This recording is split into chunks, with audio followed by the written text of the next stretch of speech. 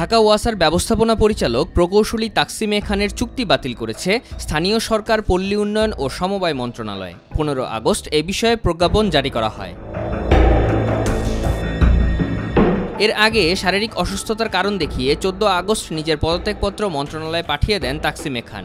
গত 5 আগস্ট প্রধানমন্ত্রীর পদ ছেড়ে শেখ হাসিনা ভারতে পালিয়ে যাওয়ার পর থেকেই তাকসিমের খোঁজ মিলছিল না। সরকার পতনের পর ঢাকা ওয়াসার কর্মকর্তা কর্মচারীদের একটি অংশ তাকসিম এ খান সহ কয়েকজন কর্মকর্তাকে ওয়াসা ভবনে প্রবেশে নিষেধাজ্ঞা দেয়। 2009 সালে ঢাকা ওয়াসার ব্যবস্থাপনা পরিচালক পদে প্রথমবারের মতো নিয়োগ পেয়েছিলেন তাকসিম এ খান। এরপর দফায় দফায় তার মেয়াদ বাড়তে থাকে। সর্বশেষ গত বছরের আগস্টে সপ্তমবারের মতো ওই পদে আরও 3 বছরের জন্য নিয়োগ পান তিনি।